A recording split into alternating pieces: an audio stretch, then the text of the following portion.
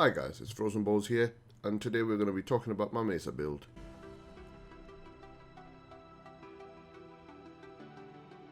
Now, a lot of people have been asking me what I use for my builds, for my warframes, for my weapons, etc. So I figured, yes, I can have an Imgur album, but it might be even better if I start explaining via voice, via video, how these builds function, what their role is, and what they're intended for. So within this video, I will explain my main builds and some alternative builds if they exist. Hopefully, my explanation makes it a bit better for you guys to actually use them. Now, we all remember Mesa back when she was first introduced as a turret, as one of the best frames for running Draco. What a lot of people did not know about, or a lot of people did not use, was the Mesa build, which revolved around her extreme tankiness. With the changes that came into duration and efficiency, Tanky Mesa now is more or less the standard build to go for, which is awesome, because this means you do Peacemaker as well as you build Mesa for being extremely tanky, so long as you have enough power coming in. So let's talk about the build itself. With the introduction of drift mods, Mesa has become extremely tanky, has better power efficiency, and can run her build more effectively compared to what I used to run her before, where I used to run out of power. The drift mods are by far one of the most fantastic things that could have happened to Warframe, because it has made a lot of builds much easier to use, much easier to fit for. Just as an example, from the previous build, my duration for Shooting Gallery and Shadow Shield was anywhere between 45 seconds to 50 seconds. Now, with the changes to the build, I have more power efficiency, I have more uptime on my abilities as well, where Shooting Gallery lasts 68 seconds and Shadow Shield lasts 56 seconds, which is absolutely fantastic. The more uptime, the better, because that means you regen power between casts. As you all know, I love to use balanced builds. So in this particular case, the usage of a rank 7 narrow-minded is better for me because I have enough duration plus enough range for using Shooting Gallery as one form of CC. Staggering Shield will be used as a second form of CC. So on top of the 95% damage reduction, you have two forms of CC for reducing your incoming damage or mitigating the incoming damage even further. I dropped Overextended in this particular case, so what that means is using Power Drift, I have extra range, not as much as Overextended, but it's still there. By dropping Overextended and using Cunning Drift, I still have a bit more power range as compared to with just standard stretch, but of course the range dropped a little bit down, which is fine. You still have a decent range on your actual ability itself. Power Drift increases your power strength itself, so combine that with Intensify, you still have a 95% damage reduction, plus a slight damage boost for Ballistic Battery. Also, it always ensures that you have a 95% damage reduction from Shadow Shield, which is one of the most important skills in the first place. Streamline basically means more power efficiency. Power Flow increases your power pool for using it in case you screw up, in case you walk into another fire bubble, or your power gets deactivated for whatever reason. Continuity and Narrow-minded increase the duration of your second and third ability. And having Streamline and a bit of duration means the power drain from Peacemaker gets reduced as well from what the base drain is. Aura slots, of course, Dash is probably the best one to go for because of the way enemy scaling works. So if you're fighting against Grenier, you can always use Corrosive Projection. If you're fighting against anything else, like say Corpus, you can use Energy Siphon or Enemy Radar or whatever. Basically, the point is you should always be using a dash polarity in most cases.